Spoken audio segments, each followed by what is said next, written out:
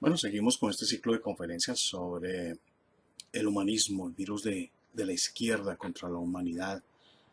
Como, como habíamos dicho en la primera parte que está aquí en este canal, cuando iniciamos este ciclo de conferencias dijimos que los grandes problemas de la humanidad se deben a que la mayoría de las naciones no tienen un referente absoluto de valores, y también dijimos que ese referente debería ser la Biblia, incluso para aquellos que no sean creyentes. Um, Citamos el ejemplo de Thomas Jefferson, quien sin ser creyente entendió esta máxima perfectamente y la aplicó en la fundación de esta gran nación que son los Estados Unidos de América.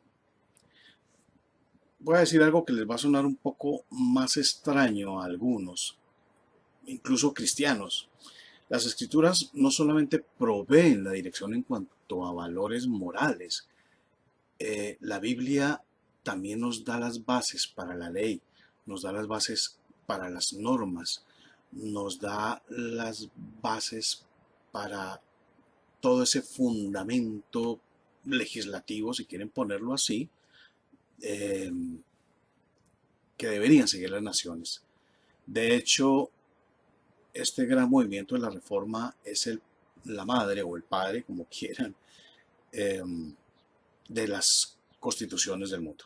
Eso es algo que mucha gente ignora y que es bueno que se sepa. Cuando se revisan las escrituras en el Pentateuco, en los primeros 5 libros, podemos encontrar en la ley mosaica decenas de ordenanzas, de leyes, sacrificios, muchas cosas para evitar los juicios arbitrarios y los abusos de poder. El gran principio bíblico eh, es ese: el poder debe ser limitado y debe haber separación de poderes. Eso está muy claro a lo largo de las escrituras. Cuando aparece el movimiento de la reforma en los países del norte de Europa, se fue determinando poco a poco que las escrituras deberían ser esa norma inamovible, ese valor absoluto para ejercer justicia. Y esto proporcionó al pueblo los elementos necesarios para ejercer el control sobre sus gobernantes y para evitar los excesos de ellos. Thomas Jefferson tomó esa enseñanza bíblica, ese gran principio bíblico, sin ser creyente, repetimos, aplicado por John Locke, quien hablaba de los derechos inalienables, la separación de poderes, el gobierno, el derecho al bienestar del pueblo y el derecho a una revolución. Todas estas cosas son principios contenidos en las escrituras. Locke, un lord inglés, se opuso abiertamente al absolutismo de la corona. En esa época estaban los estuardos, lo que lo forzó a vivir en Francia y en algunos de los Países Bajos. Eh, Él creía firmemente que un gobierno debería estar constituido por un rey y un parlamento. Él no quería tumbar la monarquía.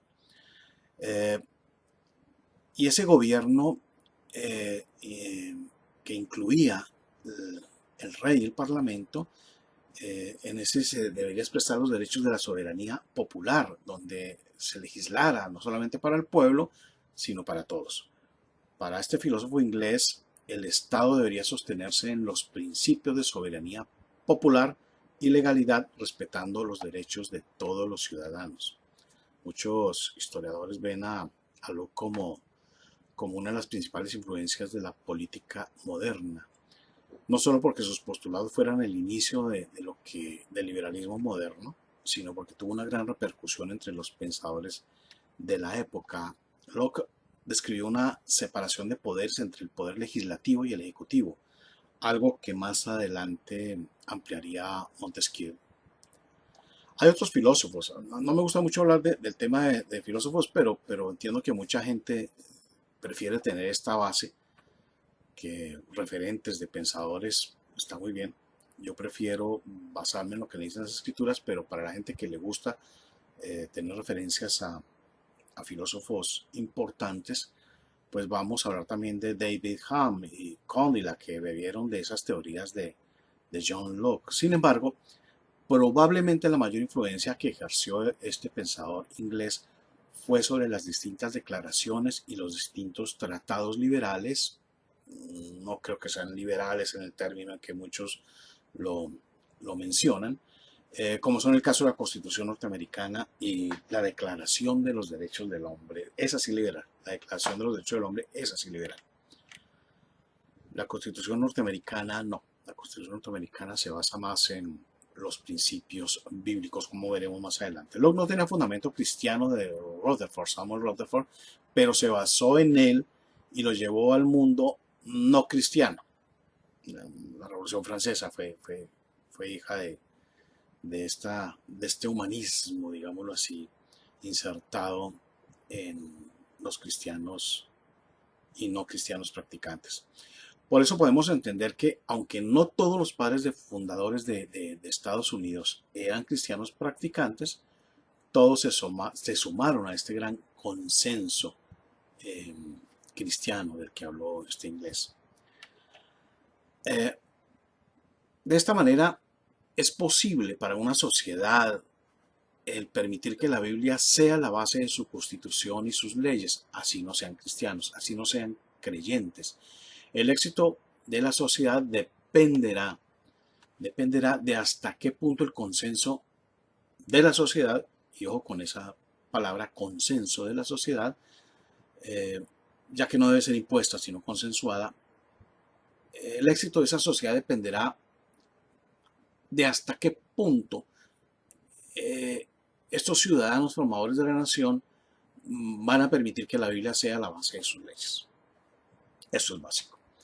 La reforma del norte de Europa descubrió que los problemas del hombre a nivel individual, a nivel social, se debían a su rebeldía con Dios. Eso es diferente al humanismo. El humanismo jamás encontró la respuesta para estos grandes problemas de la humanidad, tanto a nivel interno como en su vida en sociedad. Jamás lo encontró. La reforma, el principal aporte es este, que descubre que los problemas del hombre lo plantea, toma lo que dicen las escrituras y lo expone ante el mundo intelectual, ante el mundo de los letrados.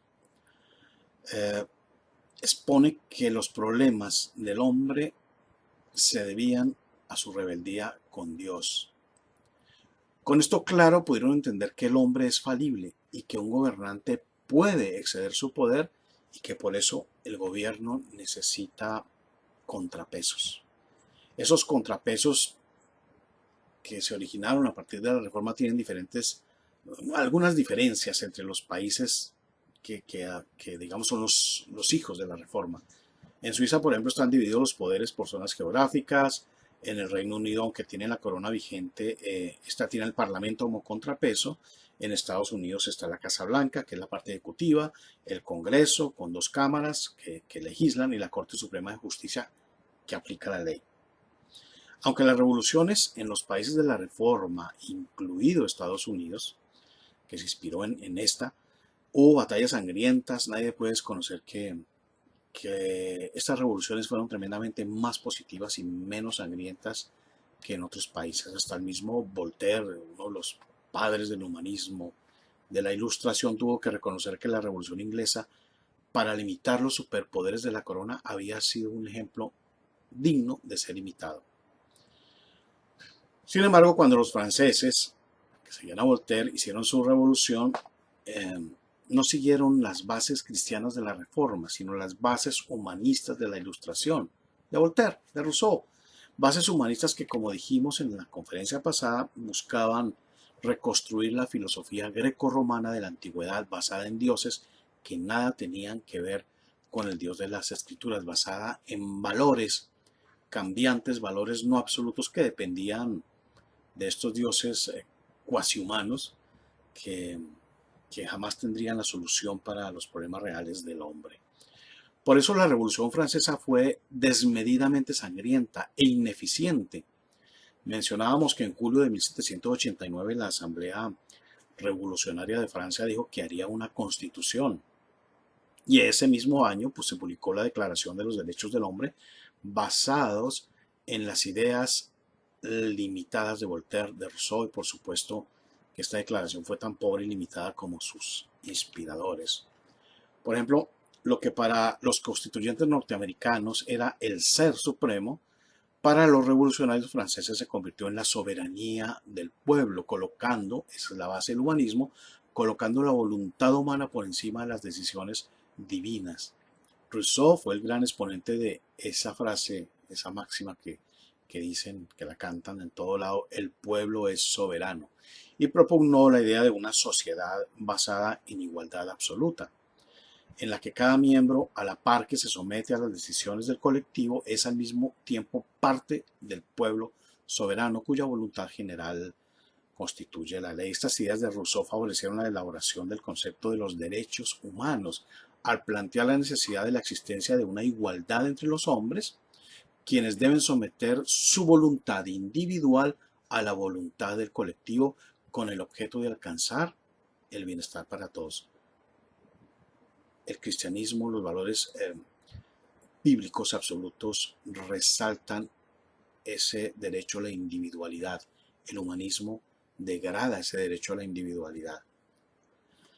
La idea de la democracia directa no representativa era muy difícil de aplicar prácticamente, pero se ejerció una gran influencia en las reflexiones políticas que se harían a partir de entonces. La Revolución Inglesa y la Declaración de la Independencia de Estados Unidos tuvieron su sustrato, lo decimos hasta que quede bien claro, tuvieron su sustrato en la Reforma. La Revolución Francesa tuvo su origen, su sustrato, su fundamento ideológico en el humanismo de la Ilustración.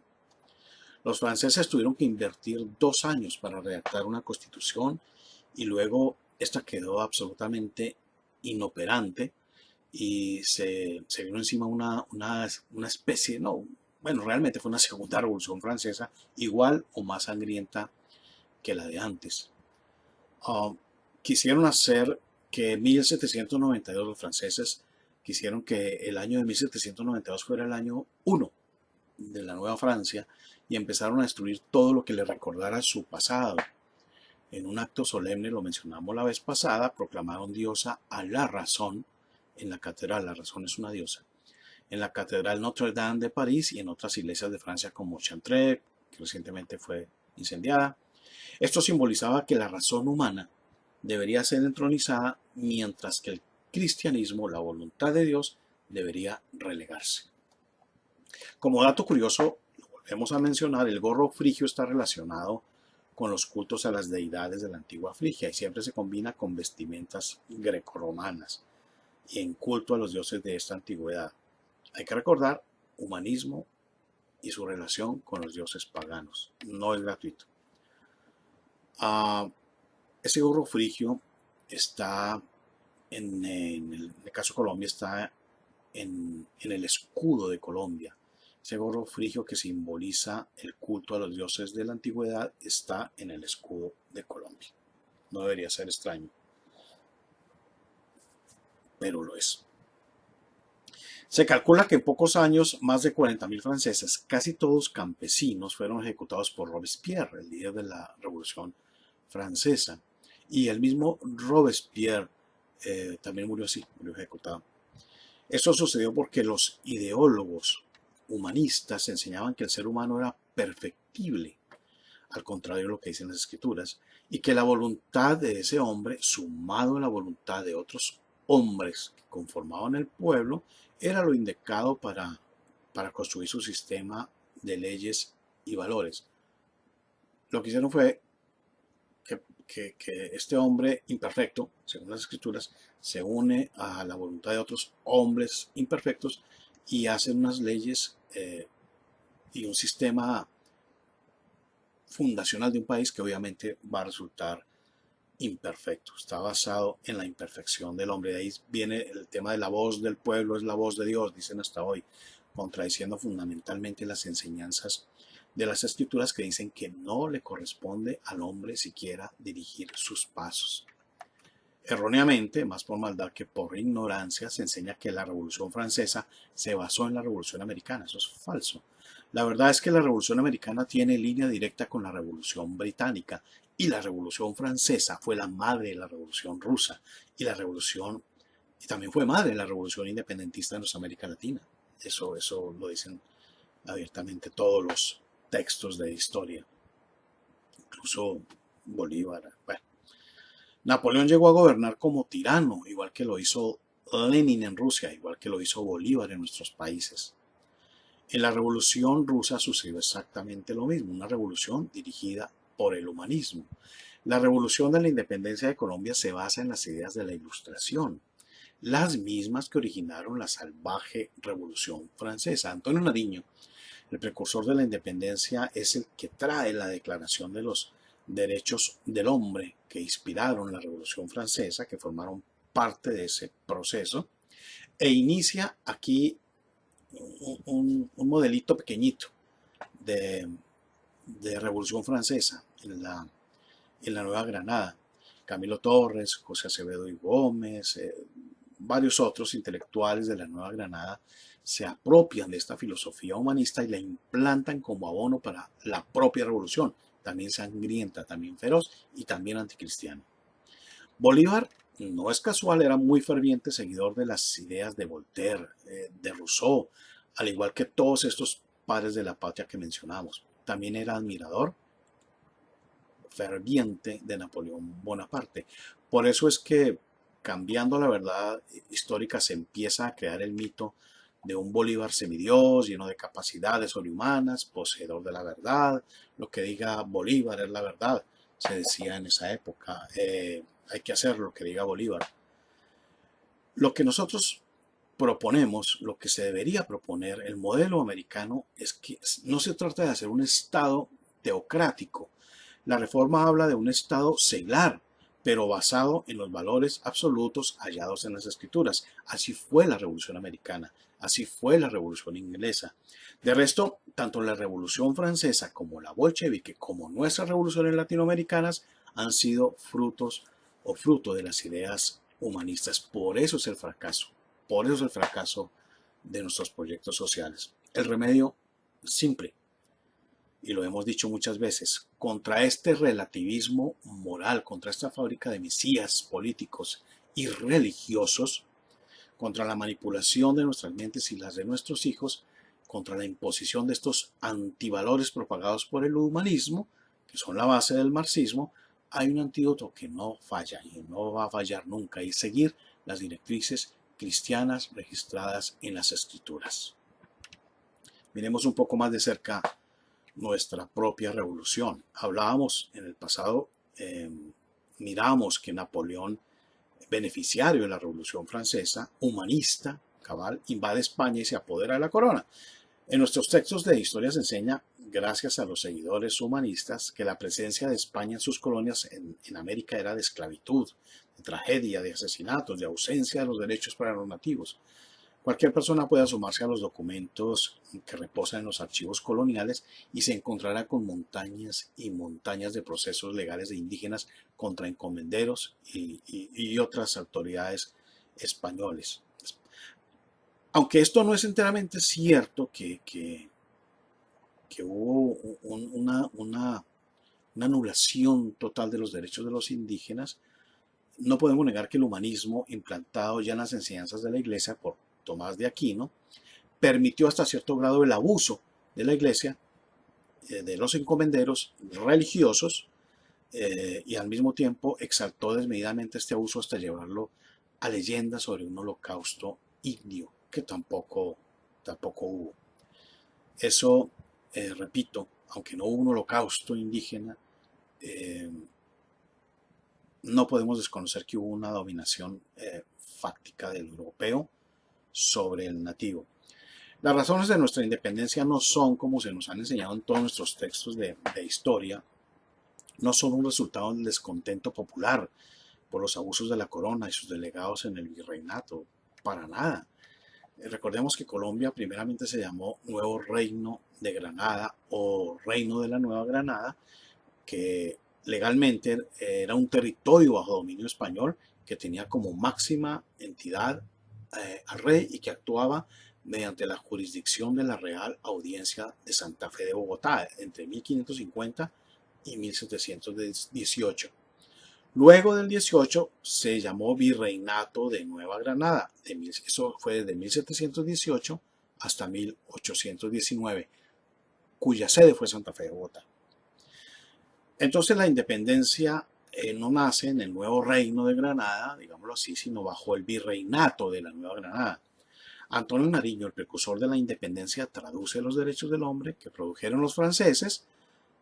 Cosa curiosa es que Nariño no quería tumbar al rey, de hecho lo apoyó contra la usurpación de Napoleón. Él quería un estado monárquico. El 17 de abril de 1812, Nariño presentó al Tribunal de Gobierno de Santa Fe la siguiente nota que contenía la traducción de los derechos del hombre que él había publicado varios años atrás. Dice: para que el público juzgue los 17 artículos de los derechos del hombre que me han causado los 16 años de prisiones y de trabajos que se refieren en el antecedente escrito, los inserto aquí al pie de la letra sin necesidad de advertir que se hicieron por la Francia libre y católica, porque la época de su publicación lo está manifestando. Ellos no tenían ninguna nota que hiciese la aplicación a nuestro sistema de aquel tiempo, pero los tiranos aborrecen la luz y al que tiene los ojos sanos. Eso escribió Antonio Nariño. Lo que querían los primeros independentistas no era la independencia de España, sino más privilegios de clase para los criollos, para ellos, no para los mestizos, ni los indígenas, ni los negros, sino solamente para ellos. Así que se reunieron para planear todo el asunto. Camilo Torres, el famoso verbo de la revolución, redactó su famoso Memorial de Agravios. A nosotros nos enseña que eso fue determinante el Memorial de Agravios de Camilo Torres. Pero lo cierto es que ese Memorial de Agravios jamás llegó a España.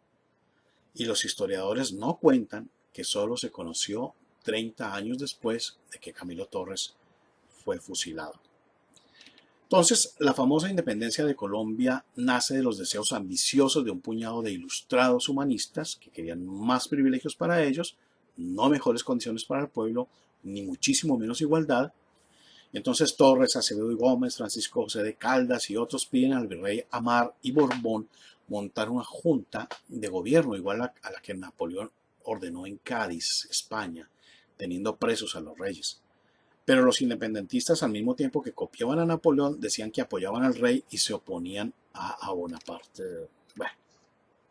Entonces se inventan la trifulca, estos conspiradores invitan una trifulca y escogen a Llorente. Llorente era un español que odiaba a los americanos y querían darle una paliza a un tonto que representara la lucha de clases de entonces. Así que los hermanos Morales van y le piden un florero. Llorente les dice palabras textuales: me cago en ustedes y en su visitador, Venero de Leiva. Y los Morales le dan una paliza. Ellos ya sabían cómo iba a actuar Llorente. Todo fue planeado. Caldas, Torres y Acevedo y Gómez tenían listos varios agitadores a quienes pagaron.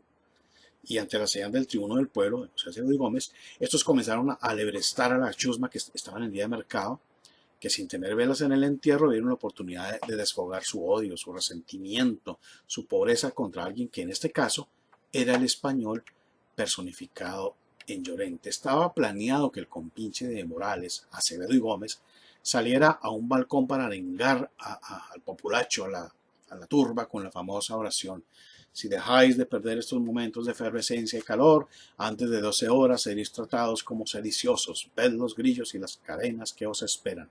Todo eso estaba planeado. Pero no pasó nada. No pasó nada más. La chusma se aburrió de los gritos de Acevedo, empezó a regresar a sus casas. Era día de mercado, ya lo dijimos, y al siguiente día las labores esperaban. Había que llevar comida para casa, había que trabajar. Como no sucedió nada, ni el pueblo pidió decapitar a Amar y Borbón, como se esperaba que pasara, según había sucedido en la Revolución Francesa. Como no pidieron decapitar a Amar y Borbón, el joven José María Carbonell fue corriendo hasta los barrios populares que quedaban alrededor de la plaza a amotinar el pueblo. Ese protagonismo no lo tenían previsto los ricos conspiradores. La cosa se salió de las manos. Entonces los estudiantes se treparon hasta los campaneros de las iglesias y al grito de cabildo abierto, las chusmas desbordadas de San Victorino, de las Cruces y de los otros barrios cercanos, incitadas por Carbonell, esos despreciados pardos, esos artesanos, los tenderos, las revendedoras, las vivanderas eh, del mercado, invadieron todo el centro e hicieron poner presos al virrey y a la virreina y quisieron forzar sin ningún éxito la proclamación de un cabildo abierto que escogiera a los integrantes de la junta. Por supuesto, ninguno de estos mulatos ni mestizos pudieron ingresar a la junta, solo lo hicieron los Lozano, los Acevedo, los Torres, eh, los apellidos prestantes de la época, e hicieron que al día siguiente se liberara al virrey junto a su esposa, y fueron llevados el virrey y su esposa a Palacio para ofrecerles que tomara la cabeza de la junta del gobierno, una cosa loca. Así que no sucedió mucho. Los ricos lanzaban vivas al rey y al virrey, y los seguidores de Carbonell gritaban mueras, muerte al rey, muerte al virrey, o sea, a los conspiradores gritaban viva. Todo se volvió, por supuesto, confusión, más la confusión que ustedes deben estar sintiendo en ese momento. Imagínense cómo la sintieron en esa época. Todo se volvió absolutamente confuso. Nadie sabía qué era lo que iba a suceder. Los mulatos y los indios y los artesanos y todos estos descastados estaban seguros de que iban a ser parte, de que realmente iba a haber un cambio que los mejorara, y los conspiradores de los grandes apellidos, por supuesto, sabían que esto no iba a suceder y no era nunca su intención. Aunque se basaron ellos en las ideas de la Revolución Francesa de igualdad, fraternidad, libertad, los conspiradores originales no querían nada de eso para el pueblo. Nadie cuenta que Camilo Torres sentía un desprecio profundo por los indígenas y los pardos. Eso no aparece en los libros de historia. Y pocos narran que estos revolucionarios eran ricos esclavistas, descendientes de los conquistadores, parientes entre sí, y que solo querían tener acceso a más poder y más riquezas. Dios no estaba en sus planes. Las escrituras no estaban en sus planes. Los valores absolutos morales contenidos en las escrituras no estaban en los planes. Por eso vino lo que se conoce como la Patria Ova. Pareció a lo que pasó, lo que sucedió en Francia. La Patria Ova era esta pelea que se dio entre los aristócratas, una pelea por poder, una pelea igual a la que sucede hoy en día entre dirigentes políticos a quienes solo les importa perpetuarse en el poder, nada más.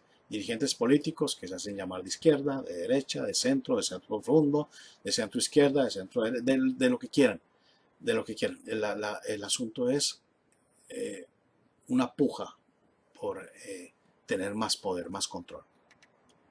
En esta circunstancia llega Simón Bolívar.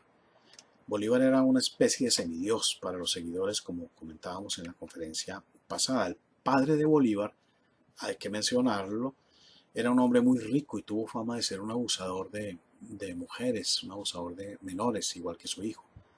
Cuentan algunos historiadores, como Pablo Victoria, le recomiendo su libro, el último, ahora aquí les voy a poner más adelante el título. Cuentan algunas historias como Victoria que la familia Bolívar pagó por un título nobiliario que dicen no pudo obtener porque no pudieron demostrar lo que llamaban en esa época la pureza de sangre. Es decir, al parecer hubo gente negra en esa genealogía, ascendencia que avergonzaba a los Bolívar y por supuesto a Simón Bolívar. Bolívar no era un hombre creyente, eso lo sabe todo el mundo, era un hombre cruel, era un hombre sanguinario. Por las venas de Simón José Antonio de la Santísima Trinidad Bolívar, Palacios, Ponte y Blanco corría sangre de maldad. Su padre Juan Vicente Bolívar y Ponte carga una leyenda negra del siglo XVIII en sus extensas tierras de los valles de Aragua, hoy Venezuela, donde ejercía su poder de terrateniente y encomendero. Era conocido como un consumado violador, un corruptor de menores de edad, y disfrutaba abusando de las niñas indígenas. Eso no lo digo yo, lo dicen los textos espurios, que los historiadores no quieren que se conozca, pero son de otros historiadores. Pablo Victoria dice, por eso Castillo y Rada se referían a Bolívar y a los suyos como los antropófagos de Venezuela. Con ellos aprendieron los neogranadinos la violencia y el asesinato, dice Pablo Victoria.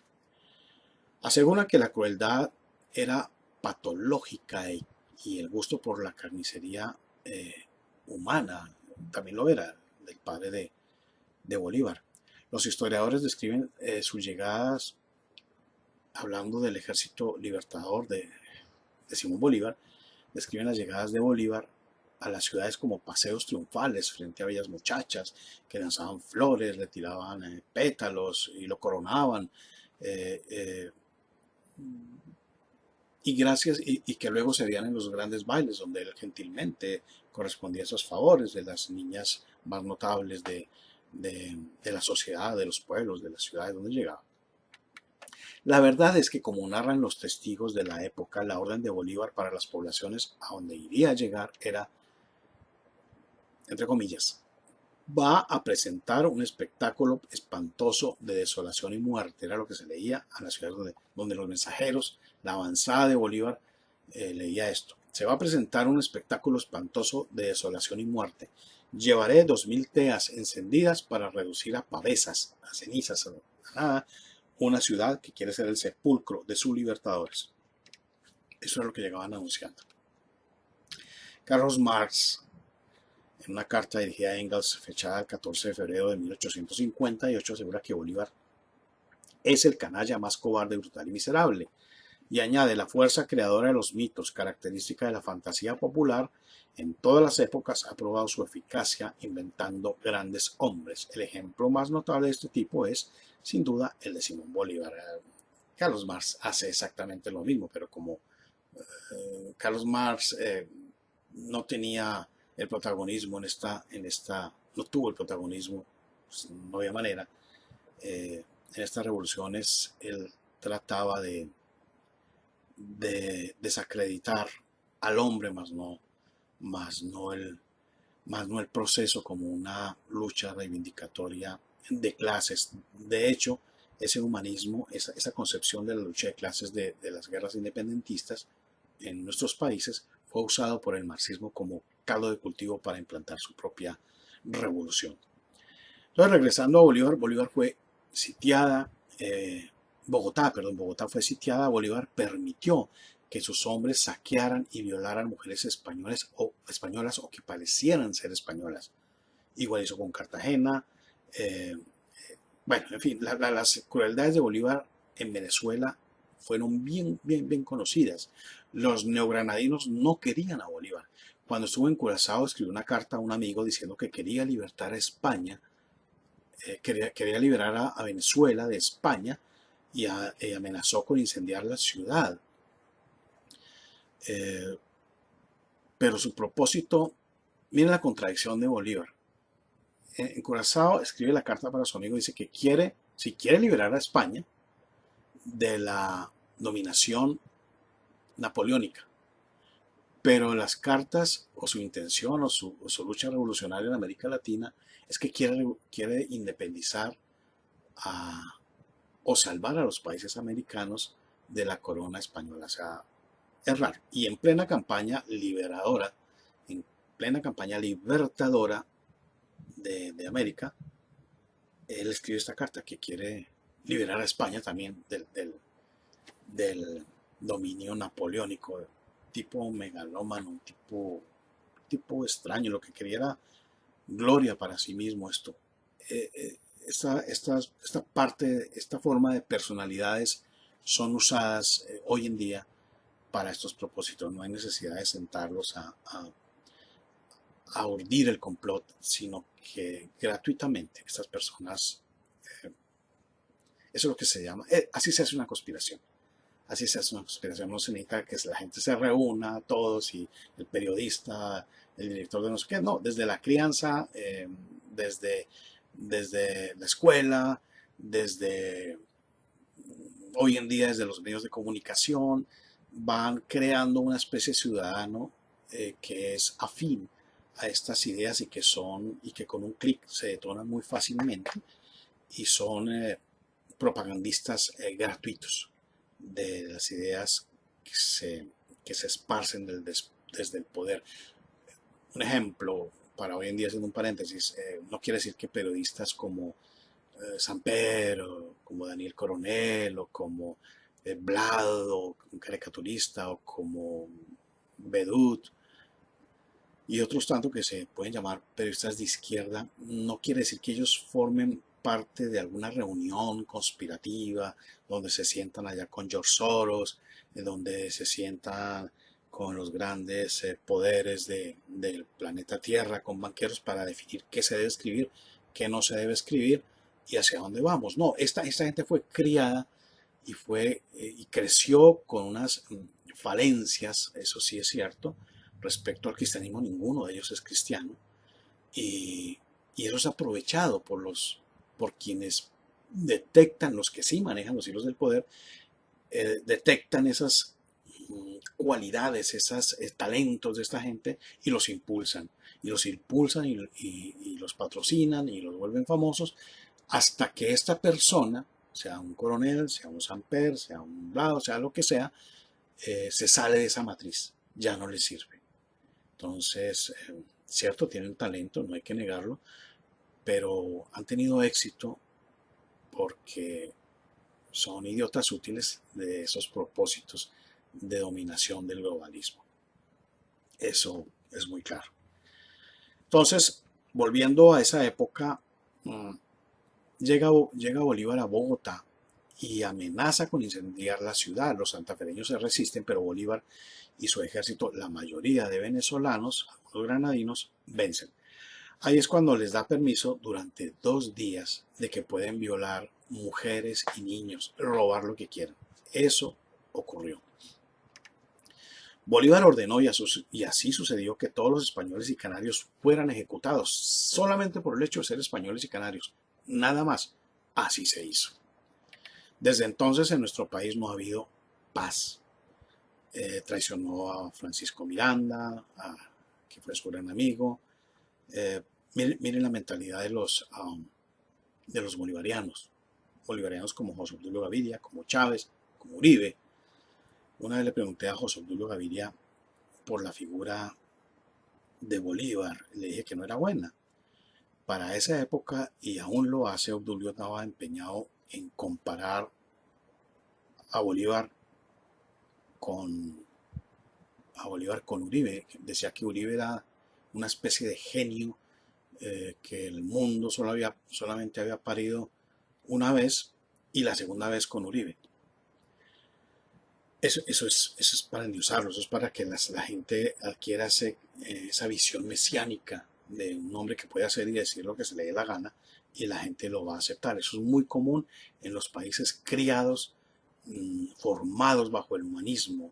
Son muy proclives a endiosar personas, antes era hacer lo que dice Napoleón, a hacer lo que dice Voltaire, hacer lo que dice eh, cualquier ser humano, el emperador romano. Hay que hacer lo que diga el emperador romano, esa es la ley. Ahora es hacer lo que diga eh, Uribe en Colombia. Entonces, mmm, le dije a José Obdulio Gaviria que, que Bolívar había sido un gran asesino, un sanguinario, un ladrón, un abusador de mujeres, de menores, un inmoral, un ateo, masón también fue, y además traidor. Obdulio, que era muy amigo de Hugo Chávez y con quien cada rato, muy frecuentemente, se reunían para hablar de su gran proyecto bolivariano, me dijo: lo de sanguinario, pues así debió ser, dice José Obdulio. Bolívar debería ser sanguinario porque tenía que acabar con todos esos desgraciados españoles que estaban abusando de su poder. En algún momento se necesita ese tipo de autoridad y no todo puede ser mano blanda, hay que tener mano firme. Eso lo dijo José Obdulio, y si uno mira el gobierno de Uribe, eso fue. Acabó con sus contradictores ideológicos, incluso de su misma orilla ideológica, que es la izquierda, en las FARC, y acabó con los comandantes de las FARC que no estaban dispuestos al diálogo, los barrió, y dentro de sus mismos seguidores acabó con cualquiera que se atreviera a contradecirlo. Ellos van detrás. Lo que decía José Obdulio era que primero estaba la meta, primero estaba mmm, esa ideología, ese propósito hacia el cual iban y que todo valía. Eso es marxismo. Eso es marxismo. El fin justifica los medios. Luego, respecto a lo de mujeriego, me dijo él que un hombre con poder se puede dar esos gusticos, fueron palabras textuales, que no había que ser tan mojigato y que el poder siempre estaría relacionado con los placeres sexuales. Al asunto de por qué fue ladrón, dice que no, eso no era ser ladrón, sino tomar botín de guerra. Le pregunté lo de la masonería y dijo que él lo hizo por conveniencia. Dijo José Julio que le daba risa a toda esa cosa de la masonería, las ceremonias, que igual le parecía ridículo el tema del cristianismo y que eso, que uno podía usar tanto el cristianismo como la masonería, como lo que se quisiera para llegar a ese objetivo. Eso es lo que hace el uribismo. Un día son católicos, se arrodillan ante la imagen del divino niño, al otro día van a una iglesia de mega iglesias de pastores, se entregan a Cristo, dice que le van a obedecer, se reúnen con los masones, hacen lo que sea. Eso es izquierda, eso es humanismo, para que entiendan. Entonces, la masonería, que es francesa, es humanista, y la masonería inspiró la Revolución Francesa. Cuando le pregunté a José Willo sobre el tema de la traición, que fue lo que más me impactó, la traición a Francisco Miranda, dijo que lo de traidor, pues que Francisco Miranda se lo merecía, por hijo de puta, fueron sus palabras, porque era un plan, un estorbo para los planes de Simón Bolívar. Para este tipo de gente, para los humanistas, los seres humanos somos desechables.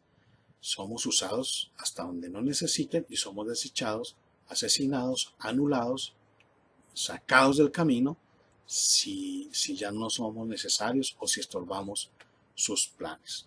Entonces, esa masonería que es francesa, es humanista, fue la que inspiró la Revolución Francesa. Los padres de la patria, miren, muchos de ellos eran masones y se peleaban entre ellos, no eran un cuerpo unificado de criterios, pues son humanistas. Si bien Bolívar no era un masón convencido, sino aprovechado de ese poder, digamos que eso es cierto, Santander, los briceños y otros cercanos sí lo eran, y los aliados. Si alguien no estaba de acuerdo con la independencia en la época de Bolívar, así fuera solamente de opinión, era expropiado, era fusilado, sus mujeres eran violadas, sus hijos asesinados, los mataban a cuchillo y machete, no era para ahorrar balas, ahorrar pólvora, los mataban a cuchillo y machete. Para rematar, ponían a bailar doncellas vestidas de blanco sobre los muertos. Eso también lo cuenta Pablo Victoria. Cuando Bolívar perdió Puerto Cabello, Francisco de Miranda lo perdonó. Fue culpa de Bolívar. Pero luego Bolívar, desleal totalmente, traidor, asalta a Miranda, lo agarra durmiendo y lo lleva encadenado y lo entrega a los españoles que lo llevan a España, donde muere preso. Bolívar, además, entre otras cosas, siempre quiso ser rey o emperador, y así lo dijo. En la Constitución boliviana se predica como presidente vitalicio con derecho a ejercer sucesor y así el Senado. O sea, en esa Constitución se dice que el presidente debería ser vitalicio, que podía ejercer su derecho a poner su sucesor, un hijo, un sobrino. Y los senadores también. Eso lo decía la Constitución boliviana. Y Napoleón era ese modelo a seguir de Bolívar. Bolívar pasó su guerra y la formación de unas nuevas naciones en las ideas, hay que repetirlo, de Rousseau, de Voltaire, del humanismo, donde la voluntad del hombre, que es perfecta, dicen ellos, debe prevalecer sobre la voluntad de Dios, donde el hombre, y no Dios, debe decidir lo que deben ser los valores morales de justicia de una nación. Las bases humanistas de las revoluciones siempre han conducido a la represión. Así pasó en la Revolución Rusa. Es que la libertad de Rusia incluso ni siquiera surge con Lenin, ni Marx, ni Stalin, ni Trotsky. Fue el príncipe Jorge Lvov quien fue usado por los bolcheviques y luego desechado. Lo sucedió Kerensky, un revolucionario no leninista, Bueno, y la Revolución Rusa, que en sus comienzos no era bolchevique, fue tomada por este movimiento terrorista, marxista, fue tomada por este movimiento que no llegaba ni siquiera a la cuarta parte de la Asamblea Constituyente. ¿Qué pasó? Los dejaron crecer y apropiarse de la Asamblea Democrática. Y en esa primera reunión que sucedió en 1918, esta asamblea fue disuelta violentamente por los bolcheviques con las armas. Esa fue la primera y única elección popular después de la revolución. Y eso también lo hemos dicho. Cuando uno le da el carácter de opositor demócrata legítimo a este tipo de bandidos, cuya esencia es ser terroristas, está haciendo mal. A esta gente no se le puede dar absolutamente ningún chance, ninguna oportunidad, ni siquiera el reconocimiento, ni siquiera darle la mano, ni posar en fotos, ni hacer reuniones para mirar cómo vamos a hacer, a qué acuerdo vamos a llegar. No se puede. Quienes hacen esto, como lo hace el Centro Democrático en Colombia, o son cómplices o son muy ignorantes de todos estos procesos marxistas, terroristas en el mundo. La dictadura del proletariado no ha sido más que la dictadura de una pequeña élite. En ningún país marxista hay libertades mínimas, en ninguno. Ni China, ni Checoslovaquia hubo, ni en Rusia, ni en Cuba. Ningún país con esa ideología ha tenido libertades, las libertades que proveen los países que lograron una revolución basados en las ideas no humanistas de la reforma. O sea, los países que basaron sus revoluciones en la reforma son muy diferentes a este tipo de países donde no hay el más mínimo derecho. El fundamento bíblico provee la medida para saber lo que es correcto y lo que no es correcto. En cambio, el humanismo no puede hacer eso, no hay manera. El humanismo, tanto en la vida política como en la vida privada de las personas, no tiene referentes. Es arbitrario, depende del gusto, de la voluntad, del capricho de los mesías, de los líderes políticos. Por esa razón, como no tienen referentes absolutos, las leyes de los humanistas pueden ser cambiadas hoy, mañana, dentro de 2 horas, la otra semana, dependiendo de los caprichos, lo repetimos, de los gobernantes, que sin tener ningún control hacen lo que quieren con el populacho. No todos los países que basaron sus constituciones en los referentes bíblicos marcharon a buen paso. Hay que reconocer que hubo personajes que dentro de esas naciones trataron de acomodar, de justificar hechos que no estaban basados de ninguna manera en los referentes bíblicos. Tal es el caso de la esclavitud.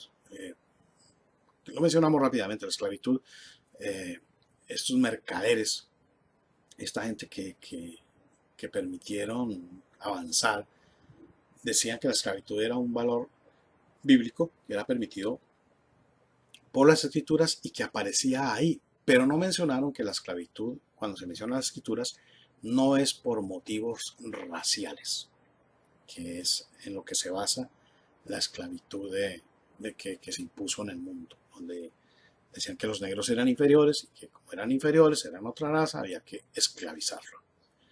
Entonces, corresponde a los cristianos organizarse y actuar más consecuentemente con los referentes morales y de justicia que están en las escrituras. Quienes intentaron justificar sus propios deseos dijeron que la esclavitud era una norma bíblica derivada del concepto de raza. Ese ejemplo lo volvemos a poner, pero eso no está en la Biblia. Si un cristiano organizado, si los cristianos organizados se dan cuenta y ponen como fundamento los valores morales absolutos registrados en las escrituras, pues se van a dar cuenta de que esto es absolutamente falso. Igual los conceptos por ejemplo, lo que dicen de enriquecerse desmedidamente, que eso es bíblico, sin tener presente el concepto de la caridad cristiana. Entonces, cada uno puede enriquecerse, eso es capitalismo, eso es derecha, eso es falso.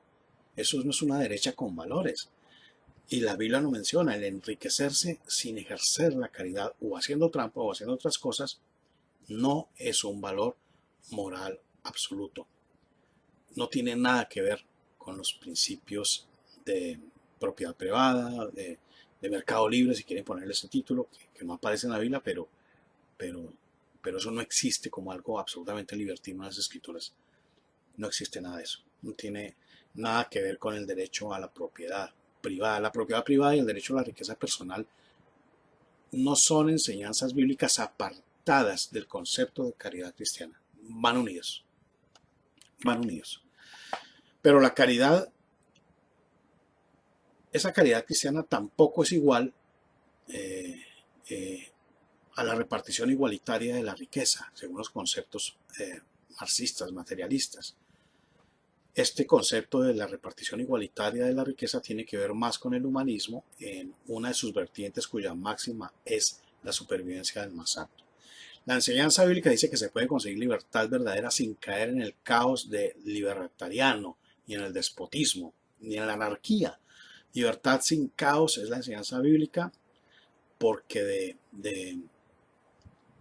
de este principio pende la enseñanza para la ley. Eso lo vamos a analizar más adelante, ya llevamos 50 minutos, entonces les agradezco muchísimo y nos veremos.